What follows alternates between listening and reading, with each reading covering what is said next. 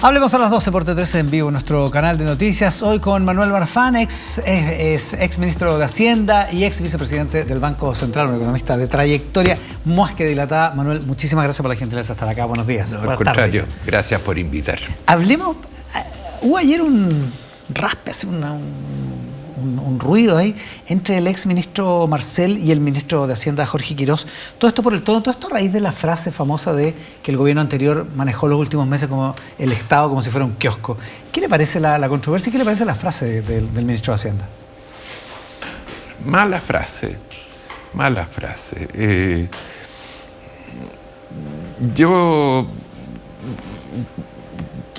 Se puede filosofar acá, ¿no es cierto? Por supuesto. Porque uno, para eso es... De hecho, para esa es la pregunta. Mira, en la comisión mal llamada Marfan, porque cualquiera de los otros son todas personas muy destacadas, podría haber presidido. Pero bueno, en la comisión Marfan, viendo los temas que pueden afectar el crecimiento, que aparecen en primer lugar como el más importante de todos, es mejorar la calidad de la política. Y esto es el primero, el más importante. Es el número uno, sí. Básicamente porque es un hecho con bases teóricas y empíricas, que lo que hace la diferencia entre las economías que prosperan y las que no es la calidad de las instituciones.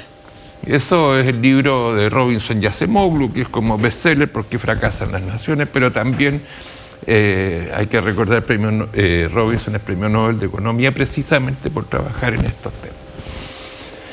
Y las reglas de la política, las reglas del juego, que para todos los efectos prácticos lo que son las instituciones, se establecen en la política.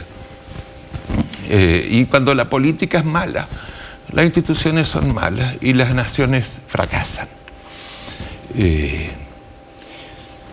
Por lo tanto, volviendo a la pregunta, ese tono de la discusión es un tono que le hace daño al país, le hace daño al crecimiento, no habla bien de las personas que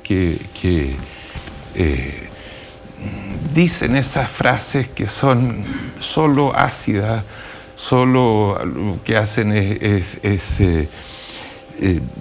agravar como decía el Papa León XIV en su discurso en España, la belicosidad de la política. El ministro dice, lo mío no es un problema de tono, es un problema de datos. Yo hablo de los datos están ahí. En el gobierno defienden mucho que, si bien los fondos soberanos en total aumentaron en el gobierno de Boric, dicen, pero los que aumentan siempre, porque tienen que aumentar por ley, eso es el Fondo de Reserva de Pensiones, pero el Fondo de Estabilización Económica y Social efectivamente se disminuyó y efectivamente bajó al orden de los 3.000 y tantos millones. El ministro dice, se contuvo la deuda, pero en función de que se gastó ese fondo soberano. Eso es lo que quiere decir en el fondo Quirós cuando habla de esto. Sí. Quirós en algún momento dijo que hay 10 billones, o sea, millones de pesos que no están explicados. Y después tuvo que empezar a corregirse. Yo tengo la impresión que echarle la culpa al gobierno anterior es el viejo truco, que yo pienso que tiene cierto límite. Hay algún momento en que hay que empezar a asumir las responsabilidades propias, ¿ya? Pero no me parece centrar la discusión en lo que fue. Las cifras de Chile, dejando la estridencia a un costado, ya se las quisiera cualquier país de la OCDE. Sí. El nivel de deuda que tenemos, los déficits fiscales, con toda la discusión que tenemos, ya se lo quisiera Estados Unidos, ya se lo quisiera Inglaterra, y podríamos seguir, digamos. Ahora, no implica eso que no haya que estar alarmado. Por supuesto. La tendencia, ¿no? Yo no quiero relativizar el tema, al contrario, yo soy una persona que sistemáticamente siempre he sido muy estricto respecto de cómo se debe manejar la política fiscal. Y la política fiscal, yo creo que está de alguna manera enfrentada a un dilema en este gobierno por el actual proyecto que se discute hoy día en el Senado. En la mega reforma. De la mega reforma. Porque tomaron una parte de lo que señaló la Comisión Marfan, que a este país le convendría hacer una rebaja del impuesto a las empresas, el impuesto de primera categoría, pero fiscalmente compensada. Y este proyecto propone eso y no compensada. Entonces, eso es una medida que en lo neto agrava el déficit fiscal, y eso no es procrecimiento, porque el déficit fiscal significa que el Estado entra a competir por los recursos que financian la inversión. Los que compran los bonos de la deuda pública, claro. La alternativa es comprar o financiar inversiones para el procrecimiento. Entonces, y ese proyecto de ley tiene varias componentes que yo diría que el impacto por peso gastado por gasto o gastado por menos recaudación es deficiente y que se podría mejorar perfectamente. Hay un espacio, como ha dicho el senador Macaya, para ponerse de acuerdo en una serie de temas. En algunas de estas materias. Ahora, pero en lo central, la idea de fondo, así, cuando uno despeja la paja del trigo, digamos, cuando uno separa la paja del trigo, la idea de fondo es transferir plata desde el fisco hacia el mundo privado, por la vía de la inversión, o por la vía de bajar los impuestos, o por la vía de devolver impuestos, por la vía de proteger el empleo con el crédito al empleo, por alguna de los mecanismos que hay. ¿Esa idea no le parece aceptable? Es que a ver, depende. Porque en el caso del impuesto a las empresas, en Chile ese impuesto se aumentó cuando todo el resto de los países de la OCDE lo estaban bajando. Claro. Y perdimos, obviamente, y las inversiones no solamente dependen de la rentabilidad, sino que también depende de dónde se hace, y tener una desventaja en ese impuesto significa que no se hacen en Chile, claro, se hacen en... No es la única variable, pero tener menos impuestos en otro país pero por supuesto, compite, digamos. Entonces, claro, ya tiene sentido. Entonces tiene sentido, y por lo tanto hay otros impuestos que son más eficientes, pongámosle, que ese para recaudar.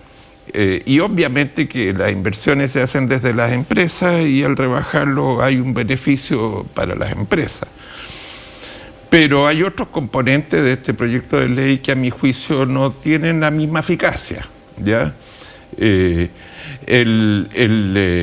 terminar con el volver a reintegrar el sistema. Interesante el punto. ¿Por qué no le gusta la reintegración? Porque la reintegración es un beneficio no para la empresa, sino que para los dueños de la empresa, que pueden rebajar del impuesto global complementario, del impuesto personal, pueden rebajar los impuestos pagados en la empresa. Ahora, quienes defienden la reintegración, que no son necesariamente de Chicago Boys, digamos, ¿sí? No son precisamente neoliberales, no todos, digamos, dicen, las empresas no pagan impuestos, los que pagan impuestos siempre son las personas, los dueños de las empresas, o los profesionales, o los que tienen una renta de un cierto nivel para abajo, digamos. Sí, pero... Y por lo tanto tiene sentido que no sean las empresas las que dicen que mejora la equidad, porque así... Dos personas que ganan lo mismo pagan lo mismo, digamos. Sí, pero eso no es así, porque los dueños de empresas pagan solamente las utilidades declaran solamente las utilidades que retiran. Claro. No declaran todas las utilidades que tiene la empresa de la cual son dueños. Porque el principio es que pagan los impuestos a las personas, no las empresas, digamos. Pero en ese caso, si está integrado, sí, yo sé. Si está integrado no pagan las empresas. Porque todo el impuesto que pagan es crédito para los socios. Pero piensa tú, una persona que recibe un sueldo tiene que declarar todos sus ingresos. Sí. Todos sus ingresos.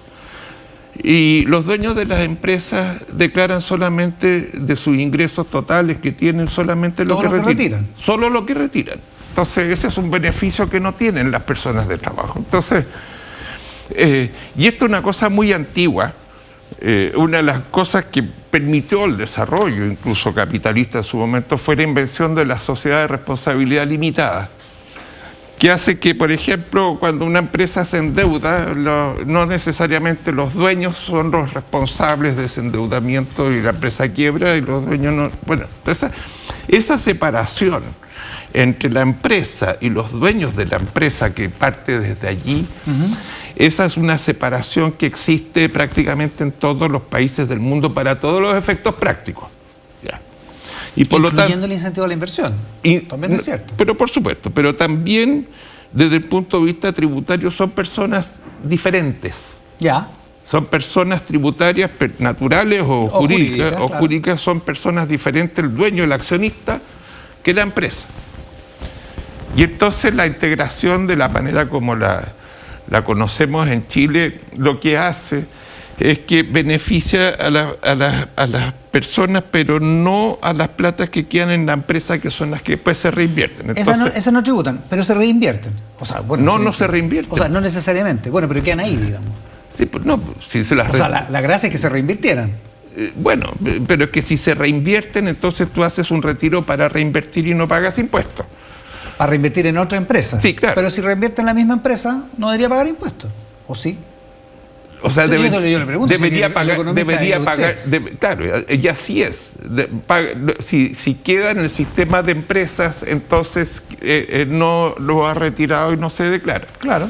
A pesar de que su rendimiento igual beneficia a los dueños de la empresa. A todos los accionistas y de la empresa. Y así es en todas partes. Está bien que sea así. No estoy diciendo que haya que arreglar eso. No, lo que estoy diciendo... Porque de hecho sería un incentivo a la inversión. Claro. Lo que estoy diciendo es otra cosa. Que aunque esté bien que sea así, no existe solución a ese problema, porque ya lo intentó la reforma de Bachelet con el sistema... como semi-integrado. No es semi-integrado. El proyecto original se suponía que tenían que declarar todos los ingresos que tenían los dueños de las empresas, aunque no los retiraran. Claro.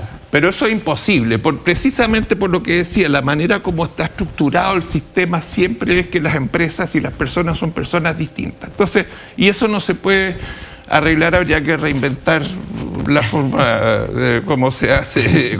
Esa sí que es una reforma ambiciosa. Es así, claro. Entonces, así es, pero la consecuencia es que hay una asimetría donde las personas, en términos proporcionales a sus ingresos, pagan más impuestos que los dueños de las empresas. Claro, si es que consideramos los ingresos. Claro, no, sí, exacto. Si es que consideramos que las ganancias de una empresa que se reinvierten o que quedan adentro de la empresa también son parte de la renta de las personas. Si es que consideramos eso, lo que es un principio, o sea, un principio en discusión, digamos. Sí, claro, pero eso no tiene solución. Entonces, era una postilla, porque en realidad nos desviamos del tema. Pero por supuesto. Entonces, yo pienso que porque ese es el principal argumento. Y yo pienso que el Estado, con toda la discusión fiscal que hay, renuncia a tener los ingresos de ese impuesto a cambio de muy poco. Y eso es lo que es peligroso, dice usted.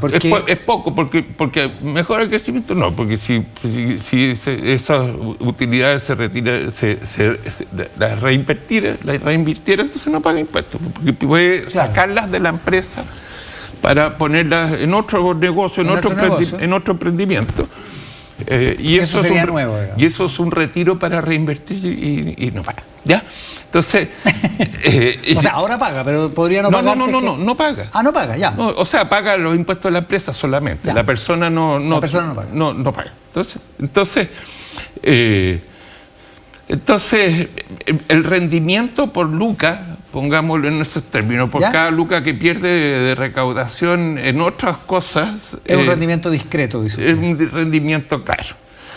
Algo podría haber reconozco, pero para eso habría que hacer un poquito más de escarbar los datos, que yo no tengo acceso, que son confidenciales los datos tributarios.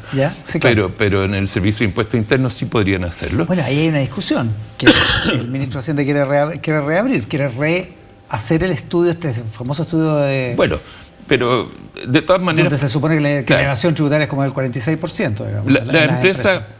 La empresa es grande, pero no las más grandes, sino que empresas que no son pyme, pero tampoco son las gigantes. Son las gigantes. Digámosle medianas. Es que no son medianas. Pues una empresa de 20, 30 millones de dólares no es la gigante, pero es grande. O sea, yo encuentro que es súper grande, pero bueno. Pero eso es mi escala, digamos. Bueno, está bien. Ya tienen inversiones en el exterior, triangulan, de manera que declaran sus impuestos en otro país y cuando remesan a Chile ya tienen, por los tratados de doble tributación, su situación tributaria en otro lado, saneada. Y obviamente que Chile pierde recaudación. Y eso es un efecto que podría generar la reintegración del sistema. Pero a mí me falta información para hacer un juicio informado sobre qué tan grave es eso. Llegamos a todo esto a partir de las intenciones. Sí.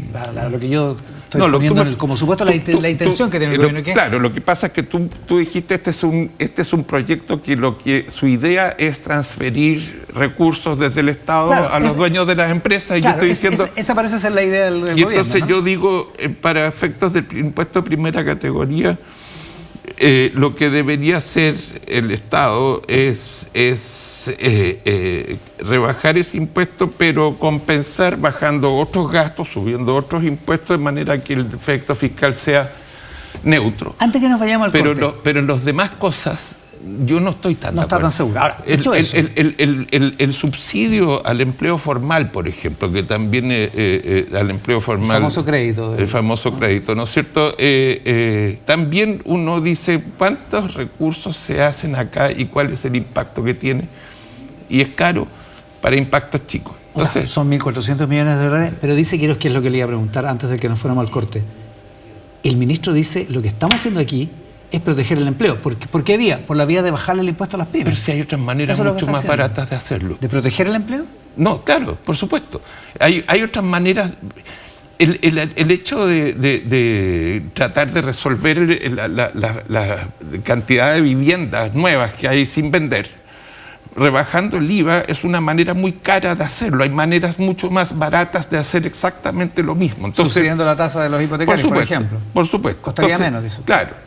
Pero para eso, para poder discutir esos temas, uno debería tener la capacidad de escuchar. ¿Ya? Y parece que más bien es complejo. Un grupo de economistas que van desde el centro hasta el socialismo democrático firmamos hace semanas atrás una carta que salió publicada en el Mercurio, diciendo que estábamos disponibles para integrar una mesa técnica para discutir estos temas, porque si técnicamente nos podemos poner de acuerdo o quedan claras las diferencias, las alternativas, es mucho más fácil para el Congreso poder avanzar en este proyecto de ley. Y tuvimos el buen recaudo de hacerle llegar esta carta antes al equipo político de La Moneda, para evitar un portazo. Porque ellos sí saben de política y saben que los portazos le hacen mal al país. ¿Y qué pasó? No hubo portazo.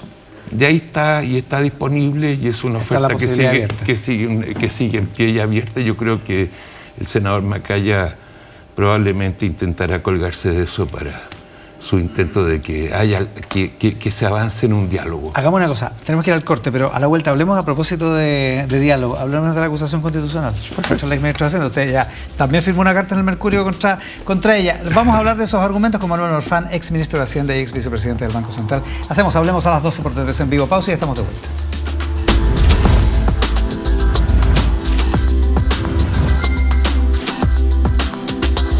Ya volvemos con Hablemos a las 12 con Iván Valenzuela, de 13 en vivo. Noticias siempre.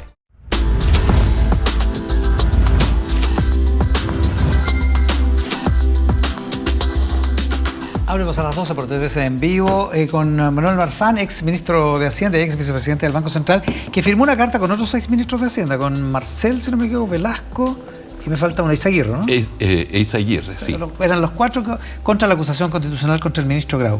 Así que ya está clara cuál es la posición. Dicho eso, hagamos como que es un juicio político, efectivamente, que no es la acusación constitucional que tenemos, y que hay un juicio político respecto del manejo económico del gobierno anterior, y que está personalizado en Nicolás Grau además. Si eso fuera así, no es, pero si fuera así, ¿qué piensa del manejo político del gobierno anterior? ¿Merece un reproche político Nicolás Grau o incluso Mario Marcel?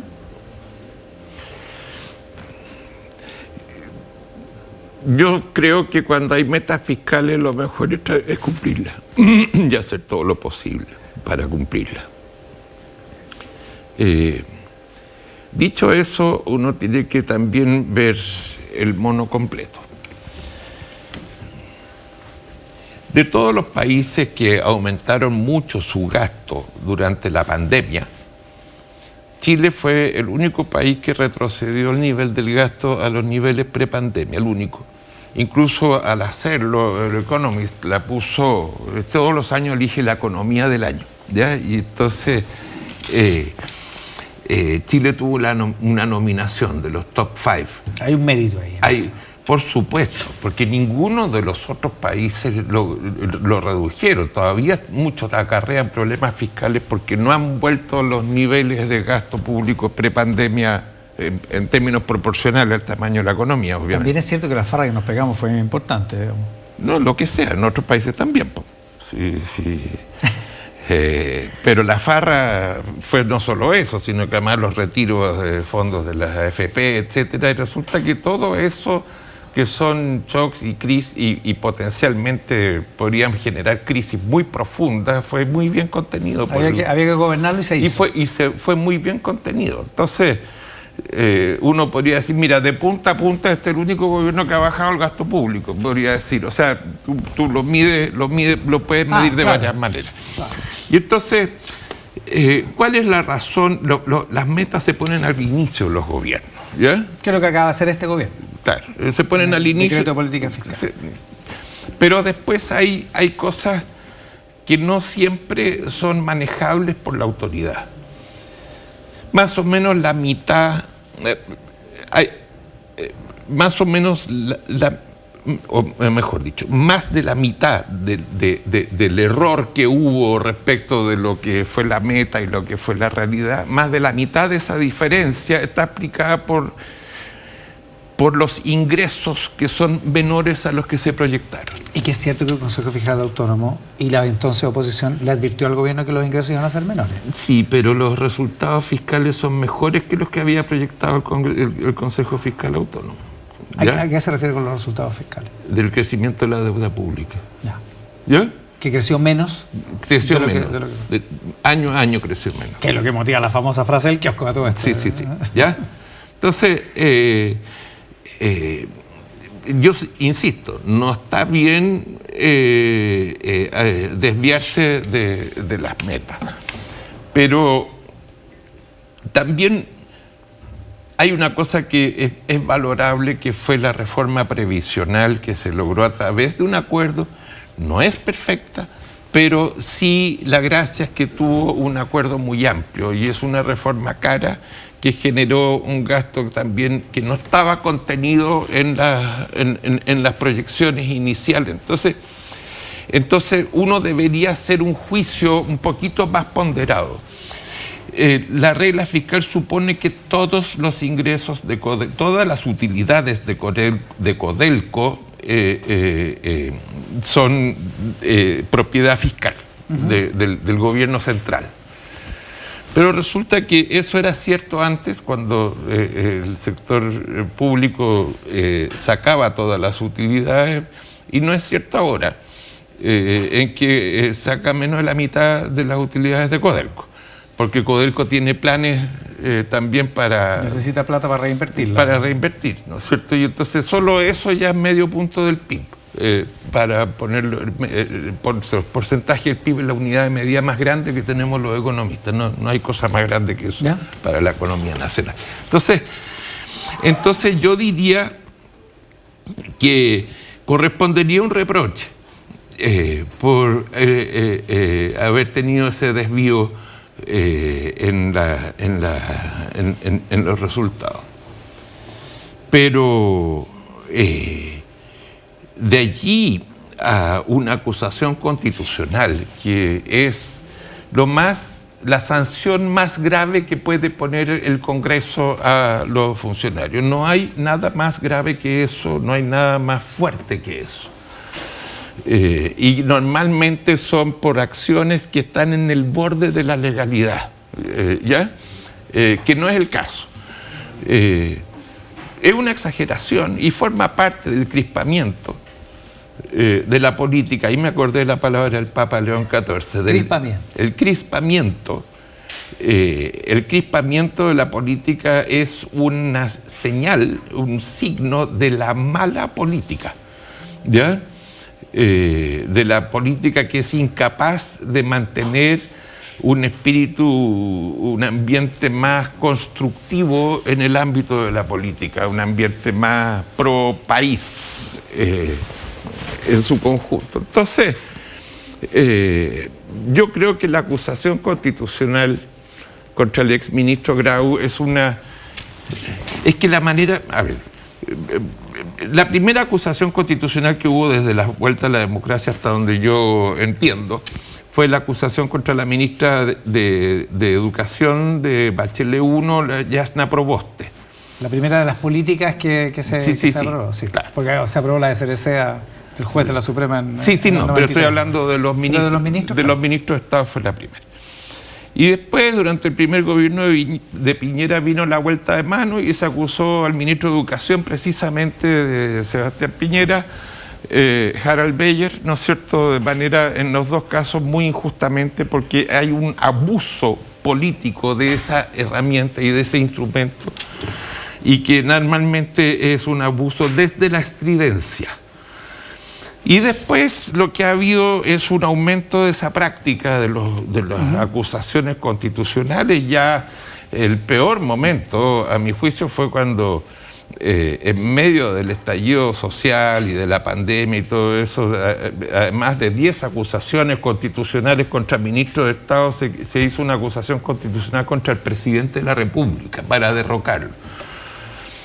Y todo sobre la base de fundamentos que no están, a mi juicio, yo no soy abogado, pero sí creo que es una cosa de sentido común, que las acusaciones tienen que basarse en hechos que son demostrables, en hechos que demuestran la intencionalidad, que demuestran, etcétera, y que sus efectos están en el límite de las leyes, ¿ya? En el borde.